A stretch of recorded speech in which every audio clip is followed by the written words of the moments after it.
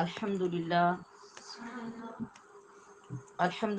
رب العالمین والعاقبۃ للمتقین والصلاة والسلام علی سید المرسلین اما بعد فاعوذ باللہ من الشیطان الرجیم بسم اللہ الرحمن الرحیم وأقیموا الصلاة وآتوا الزکاة وارکعوا مع الراکعین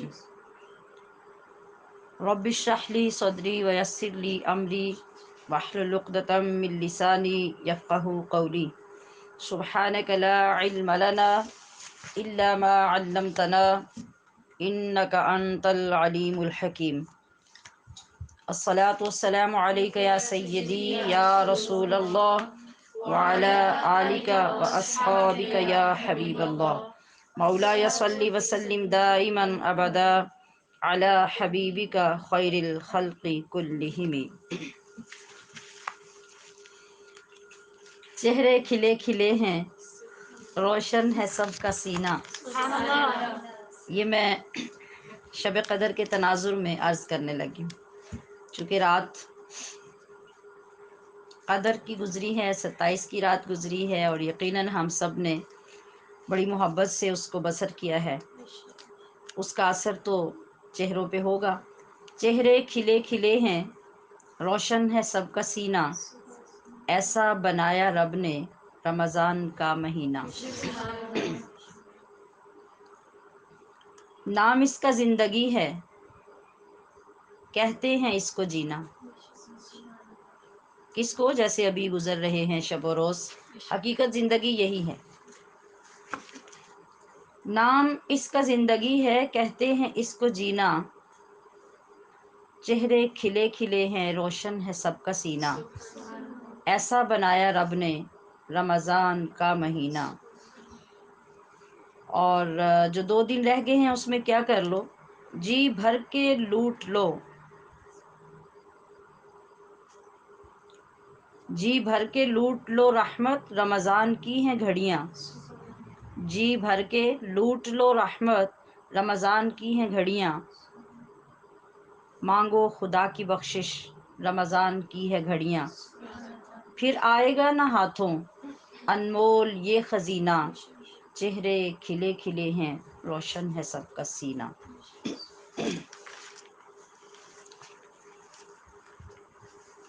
ہمارا کل سے جو موضوع شروع ہوا ہے وہ زکوٰۃ سے متعلق تھا، اور ہم نے اس طویل اور ثقیل موضوع کو آسان کرنے کے لیے اللہ کے فضل سے گزشتہ کل زکوٰۃ کی ادائیگی کے فضائل اور نہ ادا کرنے کے زوال اور اس کی نحوست کے بارے میں کچھ سنا اور سنایا تھا۔ آج ہم اس موضوع کے اگلے حصے کی طرف آئیں گے جس میں تمام فقہی مسائل ہیں، اور ہم نے یہ جاننا ہے کہ زکوٰۃ کی فرضیت کس پر ہے، کب ہے، کتنی ہے، اور کن کن چیزوں پر ہے۔ تو اس طریقے سے ہم آگے بڑھتے ہیں۔ زکوٰۃ کے لغوی اور اصطلاحی معنی ہم نے کل جانے تھے، آج پھر انہی سے اعادہ کرتے ہیں تاکہ لفظ اور اس کے معنی اچھی طرح ذہن نشین ہو جائیں اور پھر ہم ان کو بھول نہ سکیں۔ میں کوشش کروں گی اللہ کی توفیق سے آپ کو کچھ وہ قاعدے، وہ ضابطے عرض کر دوں کہ اگر آپ نے ان کو سمجھ لیا تو پھر ہر مرتبہ آپ کو زکوٰۃ کے بارے میں پوچھنا نہیں پڑے گا کہ کس چیز پہ کتنی زکوٰۃ ہے اور کتنی رقم پہ کتنی زکوٰۃ ہے۔ میں امید رکھوں گی کہ آپ ان چیزوں کو اچھی طرح توجہ سے سماعت فرمائیں گے اور اپنے دلوں میں انہیں محفوظ کر لیں گے۔ زکوٰۃ کا معنی طہارت اور نشو و نما، جس کی ڈیفینیشن کل میں نے عرض کر دی تھی۔ شرعی معنی زکوٰۃ کا تملیک جزء مال مخصوص عن مال مخصوص لشخص مخصوص للہ تعالی۔ ترجمہ کیا ہوا کہ مال مخصوص کے ایک جز کو مخصوص مال ہی میں سے کسی مخصوص شخص کو مالک بنا دینا اللہ کے لیے، اس کو زکوٰۃ کہتے ہیں۔ اب یہاں ہمیں یہ سمجھنا ہے کہ مخصوص جز کیا ہے، مخصوص مال کیا ہے، اور مخصوص شخص کون ہے۔ یعنی مخصوص مال میں سے مخصوص حصے کو مخصوص بندے کے سپرد کرنا، اس کو کہتے ہیں زکوٰۃ۔ تو زکوٰۃ فرض ہونے کی شرائط کیا ہیں؟ مال میں اور بندے میں، دونوں چیزوں میں دیکھی جائیں گی۔ بندے میں شرائط یہ کہ انسان آزاد ہو، غلام نہ ہو، وہ مسلمان ہو، کافر یا مشرک نہ ہو، بالغ ہو، نابالغ نہ ہو، عاقل ہو، دیوانہ یا پاگل نہ ہو، اس کا مال نصاب کو پہنچ جائے۔ نصاب کو پہنچنے کا مطلب ہوتا ہے کہ اس خاص مقدار کو پہنچ جائے جس پر جا کے زکوٰۃ لگتی ہے، اس سے کم مال پر زکوٰۃ نہیں ہوگی۔ حولان حول یعنی اس مال کو اس بندے کے پاس پورا سال گزر گیا ہو، پھر زکوٰۃ فرض ہوگی، اس سے پہلے زکوٰۃ فرض نہیں ہوگی۔ ملک تام حاصل ہو، یعنی وہ مال جو اس کے پاس ہے بندے کے، وہ متنازع مال نہ ہو، وہ مکمل طور پہ اس مال کا مالک ہو، نہ کسی کا حصہ متنازع ہو، نہ مشکوک ہو، نہ کسی کی رقم اس میں ملی ہو، نہ کسی کا جھگڑا ہو۔ پھر یہ شرط ہے کہ اس کا جو مال ہے وہ قرض سے پاک ہو۔ جتنا مال اس کے پاس جمع ہے، جس کو ہم اور وہ نصاب کی مقدار کہہ رہے ہیں، لیکن اس کے اندر قرض بھی ہے، تو ایسی صورت میں پھر زکوٰۃ کا حکم بدل جائے گا۔ بدل اس طرح جائے گا کہ اگر تو قرض دینے کے بعد بھی وہ نصاب کے برابر رہے تب تو زکوٰۃ ہے، اور اگر قرض دینے کے بعد نصاب سے کم آ جائے تو پھر اب زکوٰۃ کا حکم نہیں رہے گا۔ اور آخری بات یہ کہ جو اس کا مال ہے جس پر زکوٰۃ لگنی ہے وہ حاجات اصلیہ سے زیادہ ہو۔ حاجات اصلیہ مطلب جو چیزیں ایک بندے کی زندگی کے لیے ہوتی ہیں، زندگی کے لیے ہونے کا مطلب ہوتا ہے کہ ہر بندہ کسی نہ کسی شعبے سے وابستہ ہوتا ہے۔ وہ کس شعبے سے وابستہ ہے؟ اس کے شعبے کے مطابق اس کی ضروریات، اس کے اوزار، اس کی مشینری، اس کے گھر کا سامان، اس کی سواری، یہ تمام چیزیں اس کی حاجات اصلیہ ہیں۔ ان سب سے زیادہ اتنا مال ہو جو نصاب کو پہنچے اور پھر اس پہ پورا سال گزرا ہو، تب جا کے زکوٰۃ فرض ہوگی۔ زکوٰۃ دینے کے لیے جو شرطیں ہوں گی، دینے کے لیے مطلب ہے کہ جہاں دے کر آپ کی زکوٰۃ ادا ہوتی ہے، ادائیگی کے لیے۔ ایک تو یہ کہ جب آپ زکوٰۃ دے رہے ہیں تو اس وقت آپ کی نیت ہونی چاہیے کہ میں یہ رقم زکوٰۃ کے لیے دے رہی ہوں۔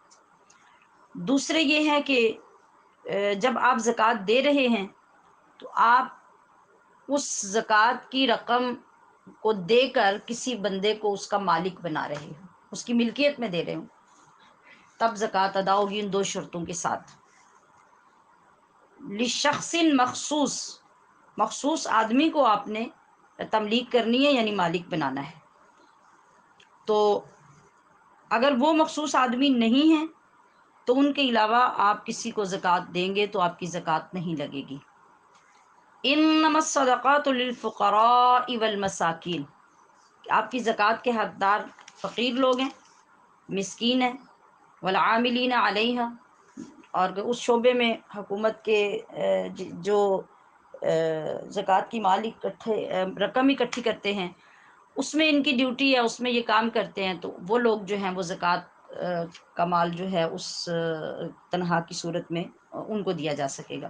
والمؤلفۃ قلوبہم، یہ وہ لوگ ہیں جو نئے نئے مسلمان ہوتے ہیں اور ان کے دلوں کو جیتنے کے لیے اور ان کی دل جوئی کے لیے ان کو زکوٰۃ دی جا سکتی ہے۔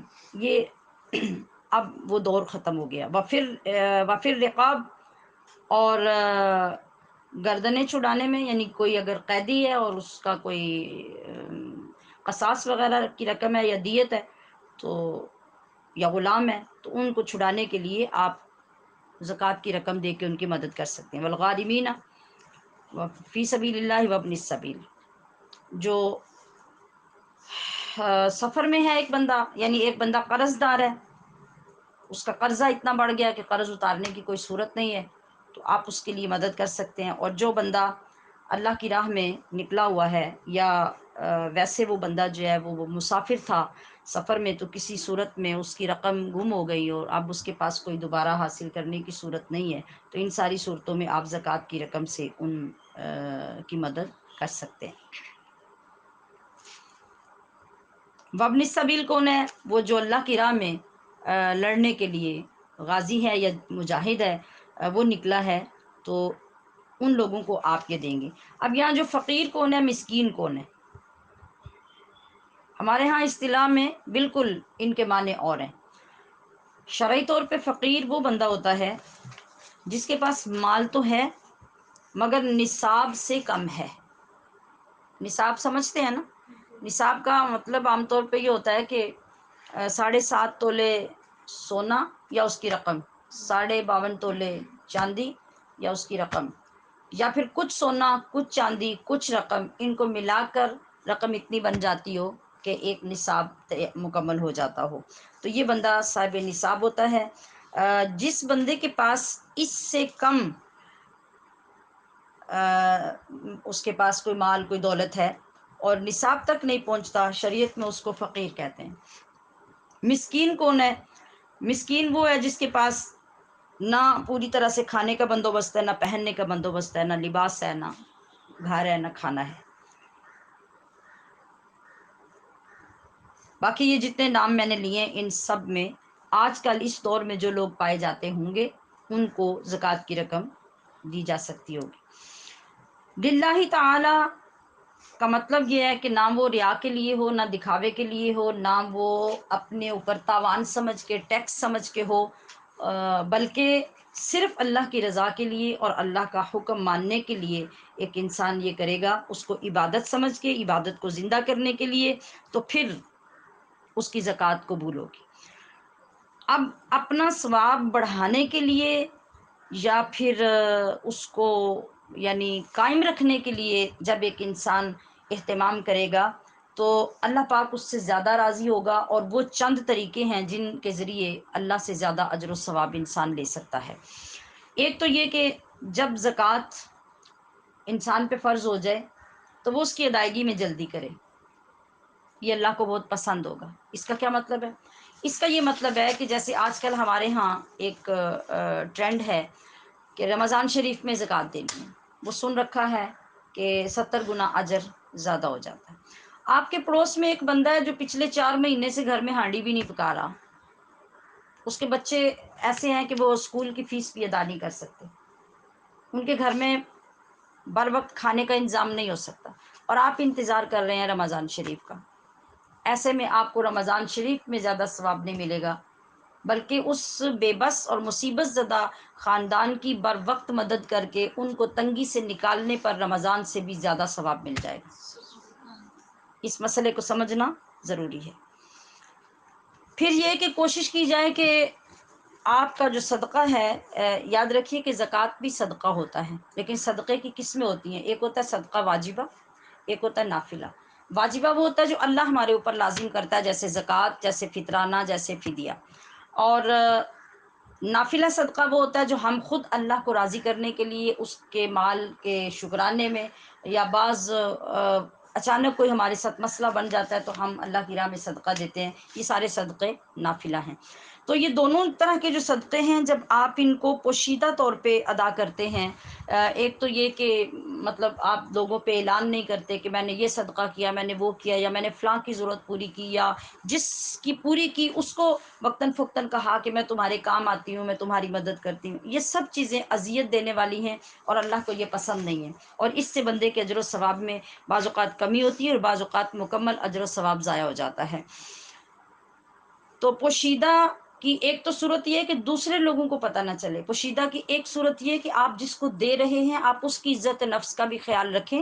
مطلب اگر آپ یہ سمجھتے ہیں کہ وہ ایک سفید پوش عزت دار بندہ ہے، جب میں زکوٰۃ کا کہہ کے اس کو دوں گی تو اس کا دل دکھے گا اور وہ آزردہ ہوگا، تو آپ کی نیت زکوٰۃ کی ہونی چاہیے. اس کو بتانا ضروری نہیں ہے کہ میں زکوٰۃ دے رہی ہوں. آپ اس کو بطور تحفہ کہہ کے، اس کے بچے کے لیے تحفہ کہہ کے، یا کوئی چیز خرید کر سمجھتے ہیں کہ اس کی ضرورت ہے تو اس کو مالک بنا دے دیں، آپ کی زکوٰۃ ادا ہو جائے گی اور اگلے بندے کی عزت بھی رہ جائے گی. اور دوسری بات یہ ہے کہ جب آپ پوشیدہ صدقہ ادا کرتے ہیں تو پوشیدہ صدقہ اللہ کے غضب کو ٹھنڈا کرتا ہے. بہت سارے لوگ بے پناہ گناہ گار ہوتے ہیں، بہت بڑے بڑے گناہ ہوتے ہیں، مگر دوسری طرف اللہ نے ان کے بچانے کی یہ صورت بنائی ہوتی ہے کہ ان کو صدقہ دینے کی عادت ڈال دیتا ہے. وہ صدقہ دیتے ہیں، کثرت سے دیتے ہیں، اور صدقہ دینے سے وہ جو اللہ کا غضب ہوتا ہے وہ ٹھنڈا ہو جاتا ہے. پھر اگر آپ اس عبادت کو زندہ رکھنا چاہتے ہیں اور زیادہ ثواب لینا چاہتے ہیں تو کیا کریں؟ جس کو آپ زکوٰۃ دے رہے ہیں اس کے اوپر کسی قسم کا احسان نہیں رکھیں، بلکہ یہ سمجھیں کہ میں اس بندے کا احسان مند ہوں. یہ بات اگر ہمارے اندر اتر جائے تو بڑی کمال کی بات ہے. کیا زکوٰۃ ہم نے دی، پھر ہم یہ نہیں کہیں، کسی کو بھی نہ سمجھیں، اپنے دل میں بھی یہ خیال نہ آنے دیں کہ بھئی اس بندے پر میرا احسان ہے، میں نے اس کو زکوٰۃ دی تو اس کے گھر میں آٹا آیا، میں نے اس کو زکوٰۃ دی تو اس کی بچی کے کپڑے آئے، میں نے اس کو زکوٰۃ دی تو اس کا بچہ اسکول پڑھنے گیا. نہیں، آپ یہ سوچیں کہ زکوٰۃ ہے کیا چیز. آپ اگر اپنے جسم یا اپنے کپڑوں سے میل اتارتے ہیں تو میل والا پانی جو ہے، اگر آپ کسی کو کہہ دیں کہ آپ یہ پانی استعمال کر لیں، پی لیں، تو کوئی لے گا؟ پیے گا. اور اگر کوئی پی لے، کوئی بڑی مجبوری ہو جائے آپ کو پلانے کی، تو آپ کے ساتھ کوئی بہت بڑی نیکی کر دے، وہ پی لے، تو کیا کرنا چاہیے ایسے میں؟ آپ کو یہ کہنا چاہیے کہ میرا تمہارے اوپر بہت احسان ہے، میں نے تمہیں میل والا پانی پلا دیا؟ یا آپ اس کے احسان مند ہوں گے کہ تم نے میرے اوپر احسان کیا کہ میرے مشکل وقت میں تم کام آئی؟ آقا صلی اللہ تعالی علیہ وسلم کا فرمان ہے کہ قیامت کے نزدیک ایسا وقت آ جائے گا کہ لوگ اپنے صدقات اور زکاتیں لے کے پھریں گے، کوئی وصول کرنے والا نہیں ملے گا. اور جب تک وہ کوئی وصول نہیں کرے گا آپ کا مال پاک نہیں ہوگا. وہ نحوست، وہ تنگی، وہ مفلسی اور وہ چیزیں جو ہوں گی وہ آپ کے اوپر رہیں گی جب تک وہ مال نہیں نکلے گا. تو گناہ گار آپ ہوں گے نہ دے کے، یہ آپ کی ذمہ داری ہے. آپ جہاں مرضی جائیں اور بندے کو تلاش کر کے وہاں دیں، تو جب کوئی لینے والا نہیں ہوگا اس وقت پتہ چلے گا آپ کتنی مشکل میں ہیں. اب یہ حالات ہیں کہ ہم گھر بیٹھے ہوتے ہیں اور ہمارے مال سے میل اتارنے والے وہاں پہنچ جاتے ہیں. اب ایسے میں یہ سمجھنے کی بات ہے نا کہ وہ میل جو ظاہری طور پہ اترا وہ تو ہماری سمجھ میں آ گیا. اب ہم عادی ہیں ہر چیز کو دیکھنے کے، تو جو چیزیں دکھتی نہیں ہیں ہم ان پہ کم ہی یقین لاتے ہیں. اب کیا ہونا چاہیے؟ ہونا اسی طرح چاہیے کہ جس طرح ہمارے میل کو کوئی قبول کر لے تو ہمیں اس کا شکریہ ادا کرنا چاہیے. اسی طرح ہمارے مال کے میل کو، دولت کے مال کو جب کوئی قبول کر لیتا ہے اور وہ اپنے سر لے لیتا ہے، وہ اپنی زندگی اس میل کے ساتھ گزارنا شروع کر دیتا ہے، ہمارے مال کو وہ پاک کر دیتا ہے، تو سوچئے انصاف سے پھر احسان مند کس کو ہونا چاہیے؟ اس کو یا ہمیں؟ ہمیں. جو زکوٰۃ دیں گے ان کو احسان مند ہونا چاہیے اس بندے کا جس نے اس پر احسان کر کے اس کے میل کو قبول کر لیا. حالانکہ ہم ایسا نہیں کرتے، ہم بالکل اس کے خلاف کرتے ہیں، اور ہم انہی لوگوں پہ اپنا احسان رکھتے ہیں جن کو ہم زکوٰۃ دیتے ہیں، صدقہ دیتے ہیں. ہمارا دل چاہتا ہے کہ وہ ساری زندگی کے لیے ہمارے غلام بن جائیں، تو یہ غلط ہے. اس کانسیپٹ کو ہم جب کلیئر کریں گے تو اس سے ہمیں بہت فائدہ ہوگا کہ یہ خیال ہی ہمارے دل سے نکل جائے گا کہ ہم اس کے اوپر احسان جتائیں، بلکہ ہر وقت ہم اس کے احسان مند ہوں.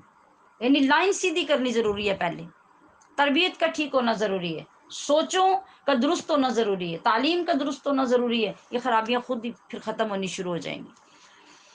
پھر اس کے بعد کیا کہ جو چیز آپ اللہ کی راہ میں دے رہے ہیں، اگر آپ زکوٰۃ کا زیادہ ثواب چاہتے ہیں نا، تو یہ ہماری وہ ساری بہنیں سنیں جن کو اللہ پاک نے بہت زیادہ عطا کیا ہوا ہے، اس کے باوجود وہ ڈھونڈتی رہتی ہیں، تلاش کرتی رہتی ہیں. اور ہمارے وہ بزنس مین بھائی جو ہیں، جن کو اللہ نے بہت بڑے بڑے بزنس عطا کر رکھے ہیں، بہت بڑے بڑے گودام ہیں ان کے سامانوں کے، بہت بڑی بڑی شاپس ہیں، مالز ہیں، مگر اس کے باوجود وہ 2 2 مہینے لگا کے وہ بیکار چیزیں اکٹھی کرتے ہیں زکوٰۃ کے لیے، جو کئی سالوں سے یا بک نہیں رہی ہوتی، یا ان کا رواج ختم ہو چکا ہوتا ہے، یا ان کو کوئی دیکھنا پسند نہیں کرتا.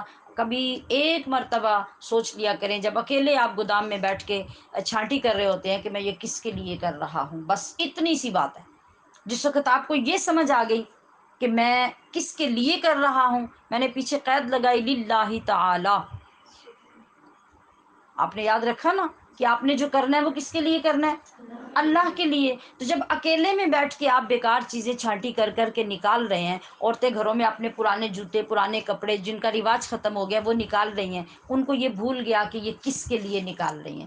وہاں غلطی ہم سے یہ ہوتی ہے کہ ہم یہ سمجھ رہے ہیں کہ یہ ہم کسی فقیر، کسی غریب، کسی بیوہ کے لیے، کسی کمی کے لیے نکال رہے ہیں. اس چیز کو نکالنے کی ضرورت ہے اپنے اندر سے، وہ اس کے لیے آپ نے نکال رہے ہوتے ہیں، بلکہ وہ اللہ کے وکیل ہوتے ہیں جو آپ سے وصول کرتے ہیں اور جاتا اللہ کے ہاں ہے.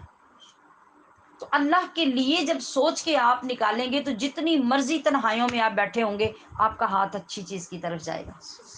پھر آپ کو سمجھ آئے گی اللہ نے یہ کیوں فرمایا تھا لن تنالوا البر حتى تنفقوا مما تحبون. جب تک اپنی پسندیدہ چیز اللہ کی بارگاہ میں پیش نہیں کرو گے، اصل بھلائی، اصل اجر، اصل جو بدلہ ہے وہ تمہیں حاصل نہیں ہو سکے گا. تو اگر اصل ثواب چاہیے اور اللہ کی رضا چاہیے تو پھر کیا کرنا ہوگا؟ پھر صاف ستھرا اور پاک مال. آپ زکوٰۃ دے رہے ہیں نا، اپنے مال کو پاک کرنا چاہ رہے ہیں، تو کیا گندگی گندگی کو پاک کرتی ہے؟ آپ گندا جوہڑ میں سے پانی لے آئیں اٹھا کے، اور آپ سفید کپڑا لے کے اس کو دھونا شروع کر دیں، یا آلریڈی کسی نے جو کوئی کپڑے دھو کے رکھے ہوئے تھے، صابن والا میل والا پانی تھا، اور آپ اس کو لے کے سفید کپڑے دھونا شروع کر دیں. مجھے بتائیے کیا ہوگا؟ صاف ہوگا؟ آپ کا وائٹ کپڑا، آپ کے لباس صاف ہو جائے گا؟ وہ پہلے سے بھی گندا اور بد رنگ ہو جائے گا.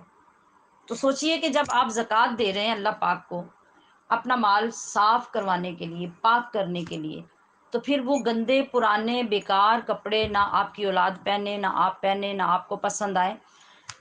اور اگر کوئی اور چیز ہے، کوئی جنس ہے، وہ اتنی بیکار ہے، اتنی لو لیول کی ہے کہ آپ اس کو دیکھنا کھانا پسند نہیں کرتے، اور دیکھ کس کو رہے ہیں آپ؟ اللہ کو، کہ اس کے ذریعے سے ہمارا مال پاک کر دے. پھر جب کبھی مال میں نقصان ہو گیا تو آپ بیٹھ کے کہیں گے لو جی اللہ نے تو کہا تھا کہ زکوٰۃ دو تو مال بچ جائے گا، تو ہم تو زکاتیں بھی دیتے ہیں، تو پھر بھی ہمارے مال چوری بھی ہو گئے، ضائع بھی ہو گئے، دکان کو آگ بھی لگ گئی. ذرا آرام سے ایک سائڈ پہ جا کے یہ بھی سوچ لو نا، دیا کیا تھا؟ اللہ نے ایسا مال مانگا تھا. تو سمجھیے اس بات کو کہ اگر آپ یہ چاہتے ہیں کہ آپ اپنا مال پاک کرنے کے لیے ہی اللہ کی بارگاہ میں دے رہے ہیں اور اس سے وہ جو ثواب لینا چاہتے ہیں جس کا وعدہ ہے، تو پھر پاک صاف ستھرا مال اس کی راہ میں دیں. وہ جو آپ نے بیکار مال رکھا ہوا ہے وہ ویسے کسی غریب کو دے دیں، اپنا واجب ادا کرنے کے لیے نہ دیں. اور اس کے بعد یہ کہ جب آپ گنتی کرتے ہیں جہاں اللہ نے آپ کو کروڑوں کا مالک بنایا ہوا ہے، تو ڈیفینیٹلی پھر لاکھوں کی زکوٰۃ بھی تو دینی ہوگی. تو اس وقت آپ کے دل میں ہول اٹھتے ہیں، اتنے لاکھ وہ بھی زکوٰۃ میں چلے جائیں گے؟ نہیں، اس کو خوشی خوشی ادا کرو، خوشی خوشی. جب خوشی خوشی ادا کرو گے تو پھر یقینی طور پہ وہ جو تمہارے کروڑوں تھے وہ اربوں بن جائیں گے. اور اگر خوشی نہیں، ٹیکس اور تاوان سمجھ کے دو گے تو پھر کچھ نہیں ملنے والا. وہ دینا تو تم نے ہے ہی ہے، نہیں دو گے تو کل عذاب سن لیا کہ کیا حشر ہوگا اگر نہیں دو گے تو. لیکن اگر ناقص دو گے تو تب بھی تو وہ ثواب نہیں پا سکو گے جس کا وعدہ ہے. پھر اس کے علاوہ کیا ہے کہ آپ اگر وہ اجر حاصل کرنا چاہتے ہیں تو زکوٰۃ کے لیے محل بھی عمدہ تلاش کریں، محل اور مصرف بھی اچھا تلاش کریں، پھر جا کے وہاں پہنچائیں.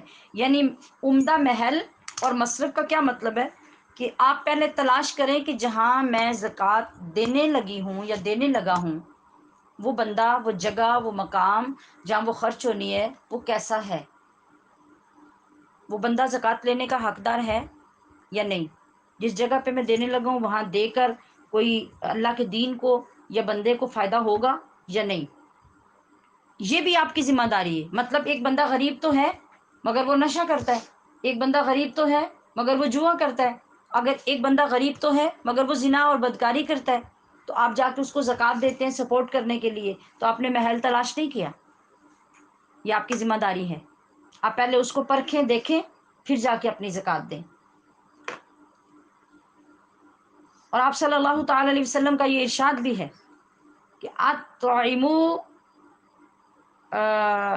اطعامکم الاتقیاء، کہ جو تمہارے کھانے کی چیزیں ہیں وہ پرہیزگاروں کو دو، ان کو کھلاؤ، کہ ان کی پرہیزگاری کو ترقی ملے گی، نیکی کو فروغ ملے گا، نیک لوگ بڑھیں گے، ان کو طاقت ملے گی، تو معاشرے کے اندر نیکی بڑھے گی اور تمہاری زکوٰۃ ایک اعلیٰ کام کرنے کا باعث بن جائے گی. اس کی عبادت کو فروغ ملے گا، اس کی ریاضت کو ملے گا، اس کے علم کو ملے گا. تو اس سے کیا ہوگا؟ اس سے تمہیں دگنا فائدہ ہوگا، دگنا نفع ملے گا. جو لوگ اپنے مال ان تمام احتیاطوں کے ساتھ اللہ کی راہ میں خرچ کرتے ہیں، یقیناً وہ صحیح فائدہ حاصل کر سکتے ہیں. مطلب جو مانگنے والے ہیں آپ ان کو زکوٰۃ دے دیں یا وہ آپ کے پیچھے لگ کے زکوٰۃ لے لیں، تو یہ سوچنا ہوگا کہ وہ جو ہمارے ارد گرد لوگ ہیں ان کی خبر رکھنا ہمارے اوپر لازم قرار دیا گیا، کہ وہ سفید پوش لوگ جن کے ہاں کئی کئی دن کھانا نہیں بنتا مگر وہ باہر نکلتے ہیں تو تازہ دم لوگوں کو نظر آتے ہیں، وہ کبھی سوال نہیں کرتے، کبھی پریشان نظر نہیں آتے، وہ سب سے زیادہ مستحق ہیں کہ تمہیں ان کا پتہ ہو اور ان کو جا کے تم بطور تحفہ کسی طریقے سے ان کی عزت نفس کا خیال رکھتے ہوئے جا کے زکوٰۃ دے دو. میں نے پہلے عرض کیا کہ ضروری نہیں ہے کہ آپ جا کے بتائیں کہ یہ زکوٰۃ ہے، آپ ان کو بطور تحفہ دے سکتے ہیں، کوئی بہن بھائی کوئی دوست بن کر آپ ان کی مدد کر سکتے ہیں، ان کے بچے کو کسی طریقے سے دے سکتے ہیں، اس کو کسی طرح سے کتابیں کوئی لباس خرید کے دے سکتے ہیں، وہ مالک بن جائے گا، آپ کی زکوٰۃ ادا ہو جائے گی. اور یہ سب سے اعلیٰ طریقہ ہوگا. اپنا مال طالب علم کو دیں. طالب علم وہ جو انجینئر بن رہا ہے، وہ زندگی کی ضرورت نہیں ہے، وہ ایک اپنا شوق ہے. ایک ڈاکٹر بن رہا ہے، ڈاکٹر کے بغیر بھی اس کی زندگی گزر سکتی تھی، وہ اس کا اصل ہدف نہیں ہے زندگی کا.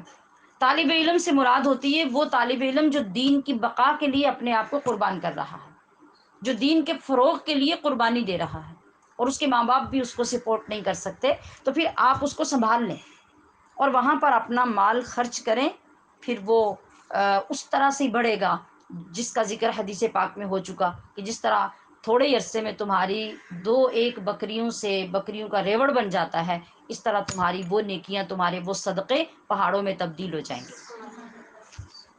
تمہارے تھوڑے تھوڑے سے خرچ اور تمہارے تھوڑے تھوڑے سے دھیان سے دین کو فروغ ملے گا، دین مضبوط ہوگا، دین والے لوگ پیدا ہوں گے، ان کا اثر معاشرے پہ آئے گا، پھر خاندانوں پہ آئے گا، پھر گھروں پہ آئے گا، شخصیات پہ آئے گا. سوچو تمہاری ایک نیکی اور تمہارے ایک صدقے نے کتنا کام کیا.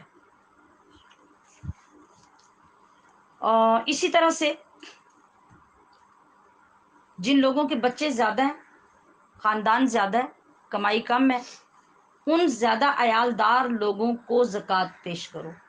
جو لوگ بیمار ہیں، لمبی بیماریوں میں مبتلا ہیں، اور وہ بیچارے لاکھوں کے حساب سے فیسز دے کر علاج نہیں کروا سکتے، تو ان لوگوں کو زکوٰۃ پیش کرو تاکہ ان کی زندگی بچے. اور جو غیر مستحق لوگ ہوتے ہیں، آپ اگر ان کو زکوٰۃ ان کے کہنے پہ دے دیں گے اور آپ تحقیق نہیں کریں گے، تو یاد رکھیے کہ جس طرح زکوٰۃ دینا لازم ہے، زکوٰۃ کے حقدار کو ڈھونڈنا بھی اتنا ہی لازم ہے. آج ہم یہ نہیں کرتے. یہی وجہ ہے کہ ہر دوسرے بندے کا صدقہ ٹھیک جگہ پہ جب نہیں پہنچتا تو اس کو پھر فائدہ بھی نہیں ہوتا. آپ دیکھتے ہیں کہ آج کل جو صورتحال ہے، ہمارے اپنے ساتھ کئی مرتبہ ایسا ہو جاتا ہے کہ ایک بندہ آتا ہے باہر سے، خاتون آتی ہے اور وہ اتنی کہانی بنا کے لاتی ہے کہ سن کر آنکھوں میں آنسو آ جاتے ہیں، خوف آنے لگتا ہے کہ آ کے جس طریقے سے وہ بات کر رہی ہیں اگر ہم اس کو اگنور کر دیں گے، بھیج دیں گے تو اللہ ناراض ہو جائے گا. لیکن دوسرے وقت میں ہمیں پتہ چلتا ہے کہ وہ سارا فراڈ ہے. تو پھر یہاں ہماری ذمہ داری بنتی ہے کہ ایک چیز جب معاشرے کے اندر عام ہو جائے تو ہم پھر احتیاط کرتے ہیں، پھر ہم اپنے سورس استعمال کریں. ویسے بھی اللہ کریم نے جو ترتیب ہمیں دی ہے خرچ کرنے کی وہ یہی ہے کہ سب سے پہلے اپنے رشتہ دار وہ زیادہ حقدار ہیں. یعنی میں آپ کو یہ نہیں کہوں گی کہ ڈائریکٹ آپ جا کے مدارس میں دے دیں، نہیں، یہ بھی خیانت ہے. ایک عالم دین کی یہ ذمہ داری نہیں ہے کہ جہاں زیادہ فوائد ہیں ڈائریکٹ وہ وہاں بندے کو پہنچائے. جو ترتیب اللہ کریم نے عطا فرمائی ہے وہ دینا بندے کو لازم ہے.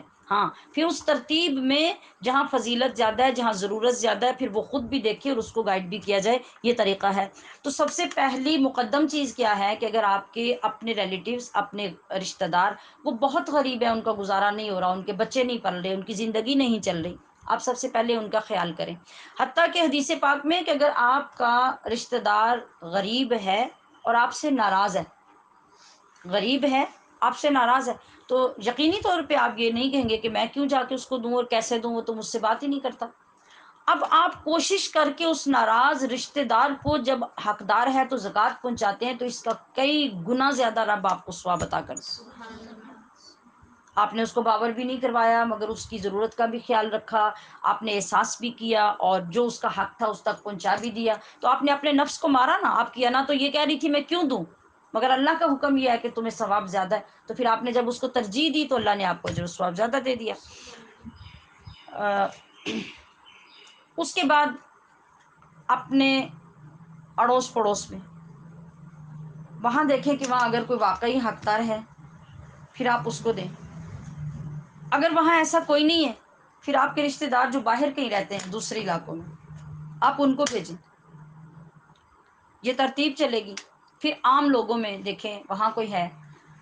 اب اگر یہ جو مقامات، یہ جو محل میں نے آپ کو بتائے ہیں، اگر یہ ناقص ہیں، مطلب مکمل طور پہ حقدار نہیں ہیں، اور جس زمانے میں ہم رہ رہے ہیں جہاں ہر وقت دین کا خطرہ، دین کا زوال ہے، تو اس وقت ہماری یہ ذمہ داری ہے، ہمارے فرائض میں یہ شامل ہو چکا ہے کہ ہم اپنے دین کو سنبھالا دیں، ہم اس کو سپورٹ کریں، ہم ان طالب علموں کو تیار کریں جو کل کو دین کی حفاظت کے لیے تیار ہو سکتے ہیں. احیاء دین ہو سکتا ہے، ہم وہاں پہ اپنی زکوٰۃ کو خرچ کریں اور یہ ہمارے لیے پھر سب سے افضل ہو جائے گا.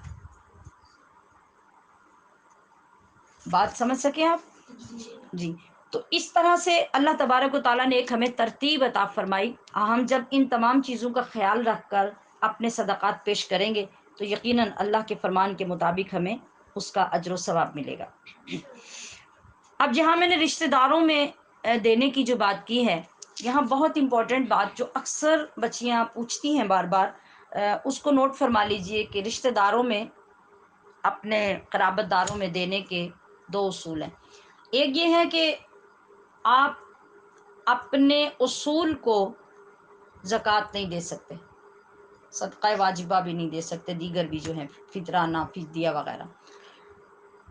اور دوسرا یہ کہ آپ اپنے فروع کو بھی زکوٰۃ نہیں دے سکتے. اب میں ان دونوں لفظوں کو آسان کرتی ہوں، میں نے جو فقہی اصطلاح تھی وہ استعمال کی کہ جو ہماری معلمات اور طالبات ہیں ان کے ذہن میں بھی آ جائے. اب آپ سب کے لیے اس کا جو آسان لفظ ہے اصول، اصول اصل کی جمع ہے، اصل کہتے ہیں جڑ کو، اور فروع فرع کی جمع ہے، یہ عین کے ساتھ فرع ہوتا ہے، اس کا مطلب ہوتا ہے شاخ، برانچ. تو جو برانچیز ہوتی ہیں یعنی شاخیں جو ہوتی ہیں وہ جڑ سے نکلتی ہیں. تو اس مشابہت کی وجہ سے جو ہمارے ماں باپ ہوتے ہیں ان کو اصول کہا جاتا ہے، اور جو آگے اولادیں ہوتی ہیں ان کو فروع کہا جاتا ہے. اب انشاءاللہ یہ بھولے گا نہیں. اب جو اصول یعنی ماں باپ اور فروع یعنی اولادیں، ان کا دائرہ کار کہاں تک ہے؟ اصل رشتہ جو آپ کا ہے، اصل، اسے پیچھے تک لے جائیں، اور جہاں تک بھی آپ کا کوئی تیسرا، چوتھا، پانچواں دادا پر دادا یا دادی پر دادی یا نانی پر نانی زندہ ہیں، وہاں تک آپ ان کو زکوٰۃ نہیں دے سکتے. یہ اصول ہے. فروع کے لیے نیچے آنا پڑے گا. اب آپ کی اولاد بیٹی یا بیٹا، پھر سگی اولاد، پوتی، پوتا یا نواسی نواسا، پھر آگے سگی اولاد، پڑنواسا یا پڑنواسی یا پڑپوتا یا پڑپوتی، اور اسی طرح سیدھا نیچے بغیر دائیں بائیں کسی کزن کو شامل کیے ڈائریکٹ. یہ جو نیچے تک کا سلسلہ یہ فروع ہیں، اور اوپر تک کا جو ڈائریکٹ سلسلہ ہے کوئی دائیں بائیں کا رشتہ شامل کیے بغیر وہ اصول ہے. بس یہ اب ضابطہ بن گیا کہ نہ آپ کسی اصول کو زکوٰۃ دے سکتے ہیں، نہ آپ کسی فروع کو دے سکتے ہیں. اب یہ انشاءاللہ بھولے گا نہیں۔ اب آپ کے بہن بھائی، آگے ان کی اولادیں، آپ کے کزنز، ان کی اولادیں، یہ کون ہے؟ یہ سب اب رشتہ دار ہیں، یہ برادری ہے۔ اب ان سب کو آپ زکوٰۃ دے سکتے ہیں۔ سگی بہن سگے بھائی کو دے سکتی ہے، اور سگا بھائی سگی بہن کو دے سکتا ہے۔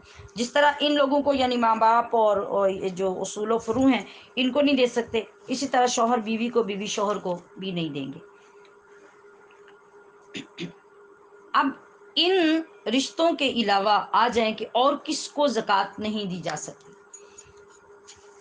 ایک تو یہ کہ جو غیر مستحق شخص ہے، وہ کسی بھی ذات، کسی برادری، کسی سے تعلق رکھتا ہو، اس کو زکوٰۃ نہیں دی جائے گی۔ غیر مستحق کون ہوتا ہے؟ جو فقیر بھی نہ ہو، جو مسکین بھی نہ ہو، جو خود صاحب نصاب ہے اور اس کے اوپر کوئی آفت بھی نہیں، مطلب جیسے وہ قرضے میں ڈوب گیا، وہ سارے کا سارا اس کا قرضہ جاتا ہے، یا اس کو سخت کوئی نقصان ہو گیا، یا کوئی اور ایسا مسئلہ آفت آ گئی، تو وہ تو ایک الگ چیز ہے۔ ورنہ عام ایسا بندہ جو غیر مستحق ہے، آپ جب اس کو زکوٰۃ دیں گے، خواہ وہ کسی دوستی یا بھلے کی وجہ سے، یا چشم پوشی کی وجہ سے، یا غلطی کی وجہ سے، آپ پر چونکہ زکوٰۃ کی طرح تحقیق کرنا بھی لازم تھا، لہٰذا دینے کے باوجود آپ کی زکوٰۃ ادا نہیں ہوگی۔ آپ یہ سمجھے بیٹھے ہیں کہ میں نے زکوٰۃ دے دی، جو شرط اللہ پاک نے لگائی تھی جب وہ پوری نہیں کی تو آپ کی زکوٰۃ ادا نہیں ہوئی۔ یہاں آج کل بہت بڑی غلطی جو ہو رہی ہے وہ یہ ہو رہی ہے کہ ہمارے لوگوں کو پیسے سے غرض ہے، حرام اور حلال سے غرض نہیں ہے۔ ہم یہ دیکھتے ہیں ابھی جیسے کرونا وائرس کی آڑ میں بے شمار لوگوں نے اتنا لیا، حکومت سے لیا، حلقوں سے لیا، اپنے علاقوں سے لیا، امیروں سے لیا، لے لیا، جمع کر لیا اور ری سیل بھی کر دیا جا کے بازاروں میں، مگر انہیں یہ نہیں پتا کہ ہم نے یہ اپنے اوپر کتنا ظلم کیا ہے۔ ایک تو ان غریبوں پہ ظلم کیا جن کا حق کھایا، ایک اپنے اوپر ظلم کیا کہ حلال کو حرام بنا لیا، دو ظلم ہو گئے۔ اب ہمارے لیے یہ ضروری ہے کہ ہم یہ چیک کریں، دیکھیں اپنے طور پر جتنا بندے کے لیے پاسبل ہے وہ تحقیق کرے کہ وہ کہہ سکے کہ یا اللہ جتنے میرے بس میں تھا میں نے اتنی تحقیق کی ہے، پھر اس بندے کو زکوٰۃ دے۔ اب میں نے آپ سے یہ پیچھے پہلے عرض کیا کہ جو فقراء اور مساکین ہے، مسکین تو وہ ہے جو بالکل خالی ہاتھ ہے، اور فقیر وہ ہے جو صاحب نصاب نہیں ہے۔ صاحب نصاب کیا ہے؟ دو نصاب ہیں ہمارے پاس، ایک چاندی کا، ایک سونے کا۔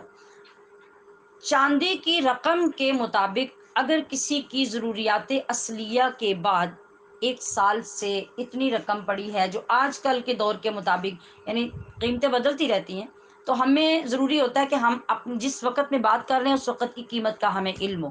مطلب اگر 40,000 ہے، بالفرض 46,000 ہے، 36,000 ہے، جتنا بھی بن رہا ہے چاندی کے مطابق، اتنی رقم کسی شخص کے پاس سالانہ پوری پڑی ہوئی ہے کسی بھی صورت میں، سونے کی صورت میں، چاندی کی صورت میں، پیسے کی صورت میں، جانوروں کی صورت میں، جو اس کے پاس پیر ہے، جو اس کی جانور ضرورت کے نہیں ہے، خرید و فروخت والے ہیں، اب وہ بندہ زکوٰۃ لینے کا مستحق نہیں ہے۔ آپ اگر چیک کریں گے تو آپ کو اس طرح کے بہت سے لوگ ملیں گے جو زکوٰۃیں لے کے کھا رہے ہیں۔ آپ نے ایسے لوگوں کو اگر زکوٰۃ دے دی تو زکوٰۃ نہیں لگے گی۔ آپ اگر ایک غریب عورت کو دیکھیں، وہ مانگنے کے لیے آئے گی، تو آپ اگر اس کے کانوں میں دیکھیں تو 3 بالیاں ڈالی ہوں گی، بندے بھی ہوں گے، پیچھے ٹاپس بھی ڈالے ہوں گے۔ جب آپ اس سے بات کریں گے تو وہ کہیں گے کہ یہ تو لیندے ہی نہیں، تو جب آپ نے مر جانا ہے پھر کس نے اتارنے ہیں وہ؟ اور پھر ان کے ہوتے ہوئے آپ مانگ کے لوگوں سے کھا رہے ہیں تو آپ حرام کھا رہے ہیں۔ اور دینے والے کو بھی چاہیے وہ کراس کوسچن کرے اور اس کو توجہ دلائے، ترغیب دلائے، اس کو اللہ کے ڈر سے آشنا کرے، کہ تاکہ وہ غلط کام چھوڑ دے، اور ایسے لوگوں کی حوصلہ شکنی کی جائے اور جو حقدار ہیں ان کو پہنچایا جائے۔ اس طریقے سے بھی ہماری زکوٰۃ نہیں لگے گی۔ کسی کے پاس بینک بیلنس ہے، وہ پیسے نہیں نکلواتا، زمین پڑی ہوئی ہے فالتو، وہ بیچ کے اپنی زندگی نہیں گزارتا، زیورات پڑے ہوئے ہیں اور فکر پڑی ہوئی ہے کہ بیٹی کے نام کیا، وہ جوان ہوگی، شادی ہوگی، وہ اس کو دینے ہیں، خود بھوکے مر رہے ہیں لوگوں کے دروازے پہ جا کے، ان کو بھی خراب کر رہے ہیں، اپنے آپ کو بھی۔ تو یہی وہ جہالت ہے جس کو ختم کرنے کی ضرورت ہے۔ کیوں ہمارے معاشرے کے اندر نورانیت نہیں آتی، روشنی نہیں آتی، ہمارے گھروں کے اندر، ہمارے سینوں کے اندر جو کثافتیں ہیں وہ ختم کیوں نہیں ہوتی؟ اس لیے کہ اندر حلال ہی نہیں جا رہا، تو پھر یہ چیزیں کیسے ختم ہوں گی؟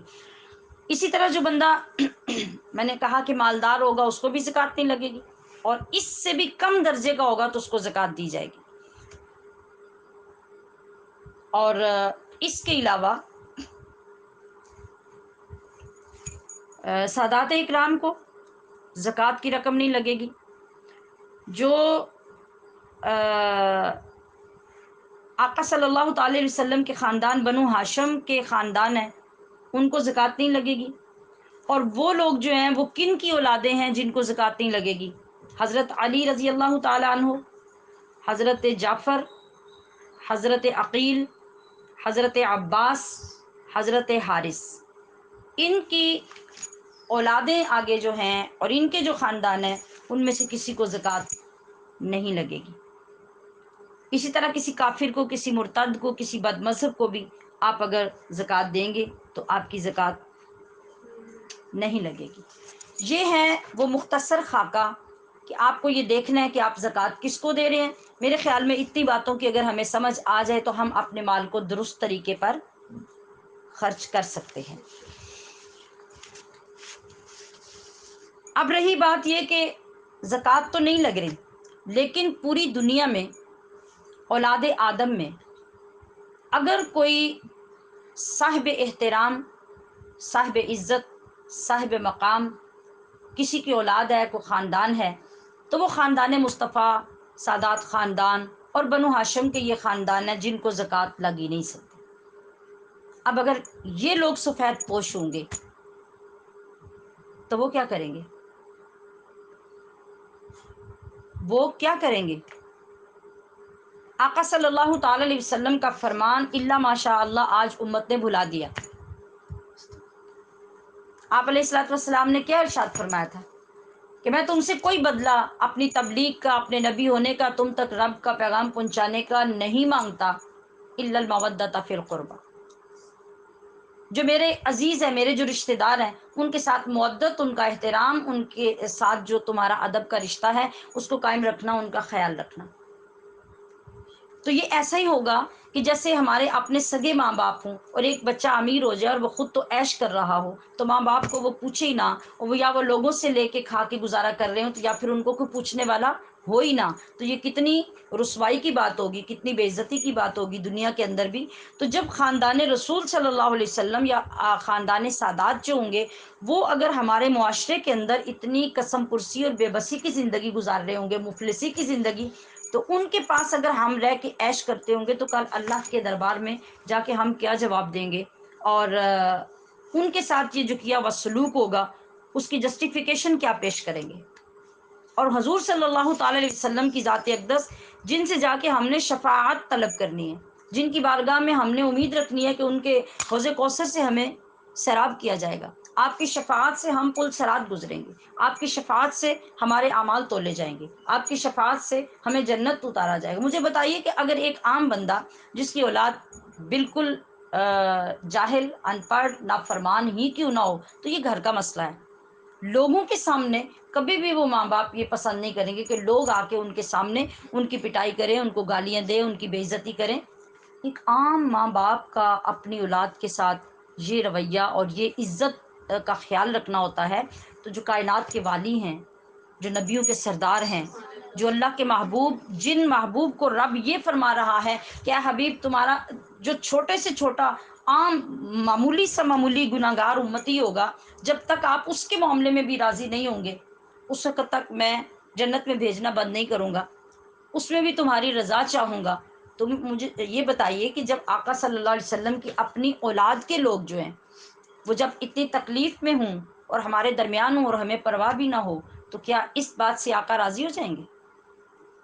یا ان کو اگنور کر کے جب ہم جا کے یہ کہیں گے کہ یا رسول اللہ ہم آپ کی امت ہیں، ہم گناہ گار ہیں، ہماری شفاعت فرمائیے، تو آپ صلی اللہ تعالی علیہ وسلم اس وقت کس نگاہ سے دیکھیں گے؟ یہ پوائنٹ آؤٹ کرنے کا مطلب یہ ہے کہ ہمارے معاشرے میں، ہمارے علاقوں میں اس چیز کا قطعاً دھیان نہیں ہوتا۔ لوگ یہی سمجھتے ہیں کہ اگر کسی کی مدد کرنی ہے تو زکوٰۃ سے، فطرانے سے، فدیہ سے کرنی ہے، تو اب چونکہ سادات کو یہ لگتا نہیں تو چلو چھوڑو ہی نہیں، پھر اب ہماری ذمہ داری تو نہیں ہے۔ حالانکہ ہماری سگی اولاد سے زیادہ ہمارے سگے بہن بھائیوں سے زیادہ ہماری یہ ذمہ داری ہے کہ آل رسول صلی اللہ علیہ وسلم اور وہ سفید پوش جو سادات ہیں، ہم ان کے گھر جا کے منت کر کے ہدیہ ان کو پیش کریں، کہ ان کو یہ محسوس بھی نہ ہو کہ کوئی ہماری بے بسی کی وجہ سے یا مفلسی کی وجہ سے آ کے ہمیں دے کے جا رہا ہے۔ اور اس کے لیے کیا ہوگا، ہم زکوٰۃ تو دے نہیں سکتے، فطرانہ تو دے نہیں سکتے، تو پھر کیا ہوگا، پھر جس طریقے سے ہم اپنی اولاد پہ خرچ کرتے ہیں پھر اس طریقے سے ہم ان کو جا کے پیش کریں۔ بلکہ اگر کبھی اپنی اولاد کی ضروریات کو روکنا پڑ جائے اور اپنی ذاتی ضروریات کو پینڈنگ کرنا پڑ جائے تو وہ کر دو، مگر اس امید پر کہ وہاں جو گیا ہے وہ پتہ نہیں 70 گنا نہیں 70 کروڑ گنا بڑھ کے نبی علیہ الصلوۃ والسلام کی بارگاہ سے تمہیں ریٹرن ہو جائے۔ تو اس چیز کی طرف ہمارا دھیان دینا اشد ضروری ہے۔ آپ سب کے اوپر لازم ہے کہ اپنے اپنے علاقوں میں اس چیز کا خیال رکھیں، اور آقا صلی اللہ تعالی علیہ وسلم کی نسبت سے آپ اس کام کی طرف توجہ دلائیں، اپنے گھر والوں کے، اپنے بزرگوں کی، اور اپنے کمانے والے جو آپ کے گھر میں احباب ہیں ان کی۔ ہو سکتا ہے کہ اس رمضان المبارک میں اس خوبصورت پوائنٹ کی طرف توجہ دینے سے اللہ پاک کو بڑا انعام ہمیں عطا فرما دے۔ جب اچھی نسبتیں تلاش کر کے ان میں اچھے کام شروع کیے جاتے ہیں تو یقین کیجئے رب ذوالجلال ان میں اتنی برکت ڈالتا ہے آپ سوچ بھی نہیں سکتے، اور اس ایک کے بدلے میں نہ جانے اللہ پاک آپ کے کتنے مسائل حل فرما دیتا ہے، کتنی عزتیں عطا فرماتا ہے۔ میں پچھلے 1-2 دن میں کامنٹس پڑھ رہی تھی اپنے عزیزات کی جو ماشاءاللہ روز ہمارے ساتھ شامل ہوتی ہیں، تو جب 3 رمضان المبارک کو سیدہ خاتون جنت علیہ السلام کی نسبت سے بیان ہوا اور آپ کی سخاوت اور اس کا ذکر ہوا، تو انہوں نے اپنے علاقے میں اسی دن یہ فیصلہ کیا کہ انہوں نے ایک سیدہ فاطمہ الزہرا ویلفیئر سوسائٹی بنائی۔ یہ وہ بچیاں جن کا مطلب کوئی پیچھے کوئی بیک گراؤنڈ، کوئی مال، کوئی دولت، کوئی کچھ نہیں ہے، وہیں اسی دن کے فیض سے وہاں یہ اناؤنس کیا، اور پھر انہوں نے وہ پکس بھیجی کہ مجھے اب فگر یاد نہیں ہے کہ کتنی ساری یتیم بچیوں کے لیے عید کے گفٹ پیک انہوں نے بنا کے، تو اس عید سے اس کا باقاعدہ آغاز کیا کہ یہ ویلفیئر سوسائٹی جو آپ کے نام سے چلی ہے یہ ہمیشہ اس پہ کام کرے گی، اور اب یہ 1 سال تو نہیں کرے گی، جب تک یہ چلیں گے یہ لوگ تب تک چلے گی۔ آپ دیکھیے کہ جس نے فیض لینا تھا 1 دن کے بیان سے کتنا بڑا فیض لے لیا۔ تو اگر ہم آج کی اس گفتگو سے سادات کے لیے توفیق مانگ لیں اللہ کے رسول صلی اللہ علیہ وسلم سے، تو اس سے زیادہ توفیق آپ کس کے لیے طلب کریں گے، اور اس سے زیادہ کس کے لیے ہماری مدد فرمائیں گے، اور اس سے زیادہ کس کام سے آپ کو خوشی ہوگی کہ جب ہم آپ کی اولاد کے لیے توفیق مانگیں گے کہ ہمارے راستے آسان کیے جائیں، ہمیں توفیق دی جائے اور ہمیں شعور دیا جائے کہ ہم اپنے اپنے علاقوں میں سادات اکرام جو سفید پوش ہیں ان کو سٹیبل کریں، ان کو عزت دیں، ان کا احترام کریں۔ تو یقیناً جب کسی کی بیٹی کسی سیدہ کو مقام دے گی، عزت دے گی، تو کیا پتہ اس کی آنے والی 7 نسلوں تک اللہ پاک عزتیں تقسیم کر دے۔ تو اس پوائنٹ کی طرف توجہ فرمائیے، میری یہ گزارش ہوگی آپ سے۔ جی اب اس کے بعد بات آ جاتی ہے زکوٰۃ دینے کے لیے، یہ تو ہو گیا ایک اجمالی خاکہ۔ اب جو زیورات ہوتے ہیں ہمارے پاس، خواتین کے پاس جو زیورات ہوتے ہیں، اور اس کے بارے میں ایک تنازع چل رہا ہوتا ہے، آج تک بھی اس پہ بحث رہتی ہے۔ کچھ خواتین کہتی ہیں کہ جو زیور ہم نے پہنا ہوتا ہے اس کے اوپر زکوٰۃ نہیں ہوتی، جو اسپیئر پڑا ہوتا ہے اس کے اوپر زکوٰۃ ہوتی ہے، حالانکہ ایسا نہیں ہے۔ بات صرف اتنی ہے کہ وہ کوانٹٹی پوری ہو جائے۔ 7.5 تولے سونا ہے تو اتنا، چاندی ہے تو 52.5 تولے، یہ جب دونوں اپنی اصلی حالت میں اس لیول پہ اس کوانٹٹی میں پورے ہو گئے تو آپ پہ زکوٰۃ فرض ہوگی۔ آپ کا سونا چاندی جہاں بھی ہے، خواہ وہ لاکر میں ہے، خواہ وہ کہیں رکھا ہوا ہے، خواہ وہ آپ نے پہنا ہوا ہے، اس سے کوئی غرض نہیں ہے، تو آپ کے اوپر زکوٰۃ لازم ہو جائے گی۔ اور اگر آپ کے پاس سونا اتنا نہیں ہے، چاندی بھی اتنی نہیں ہے، مگر دونوں کو ملائیں تو ایک نصاب بن جاتا ہے۔ ایک نصاب ضروری نہیں کہ اب سونا بنے، چاندی کا بھی اگر بن گیا نصاب پورا تو پھر بھی آپ پہ زکوٰۃ ہو جائے گی۔ یہ کچھ لوگ جو یہ سمجھتے ہیں نا کہ بھی صرف سونا ہمارے پاس اتنا ہے تو باقی بے شک 20 لاکھ بینک میں پڑا ہوا تو اس طرف توجہ نہیں جاتی، تو اگر سونا 7.5 یا 7.25 تولے ہو گیا تو اس کو وہ کم کرنے کی کوشش کریں گے کہ ڈیوائڈ ہو جائے، آدھا اس کو دے دیں آدھا اس کو دے دیں، زکوٰۃ ختم ہو جائے۔ مگر جو باقی چیزیں ہیں ان کی طرف بھی توجہ کی ضرورت ہے. وہ تو خالص سونے کی بات ہے. مگر سونے کے ساتھ آپ کے پاس مال دولت مل گیا اور وہ مل کر چاندی کے نصاب کو پہنچ گئے تو آپ کے اوپر زکوٰۃ ہو جائے گی، پھر بھی آپ نے زکوٰۃ دینی ہے. اب اسی طرح سے اگر آپ کا بینک بیلنس ہے جو سال پورا اسپیئر ہے، اس کو ملائیں زیور کے ساتھ تو زکوٰۃ لازم. آپ نے خرید و فروخت کے لیے، جیسے بعض لوگ آج کل انویسٹ کر دیتے ہیں، زمین خرید کے چھوڑ دیتے ہیں کہ جب اس کی قیمت زیادہ ہو جائے گی تو ہم اس کو بیچ کے تو پھر کچھ کر لیں گے. تجارت کی غرض سے جب آپ نے پلاٹ خرید کے رکھا ہوا اور ادھر آپ کے پاس 4 تولے سونا ہے، وہ 7.5 تولے سے کم تو ہو گیا، مگر دوسری طرف جب پلاٹ کی رقم ساتھ ملی تو وہ پتہ نہیں کتنے نصاب پہ پہنچ گیا. اب اس صورت میں آپ کے اوپر زکوٰۃ لازم ہے. اسی طرح سے آپ نے کوئی اور چیز جو تجارت کے لیے خریدی ہوئی ہے، یا آپ کا کوئی بزنس ہے، یا باہر کوئی کاروبار چل رہا ہے، کوئی شاپ ہے، کوئی مل ہے، کوئی فیکٹری ہے، اس میں جو سامان بنتا ہے تجارت کے لیے جو جاتا ہے، اس کے اوپر جو آتی ہے رقم یا پروفٹ یا آپ کے پاس آتا ہے، اس کے اوپر جب شامل ہوگا وہ بھی زکوٰۃ شامل ہو جائے گی ساتھ. تو یہ تمام طریقے ہمارے لیے سمجھنے بہت ضروری ہیں. صرف چاندی اور سونے کی بات نہیں ہوگی. چاندی اور سونے کی بات عام ہم اس وقت کرتے ہیں جب خالی چاندی خالی سونا ہے، وہاں یہ بات ہے.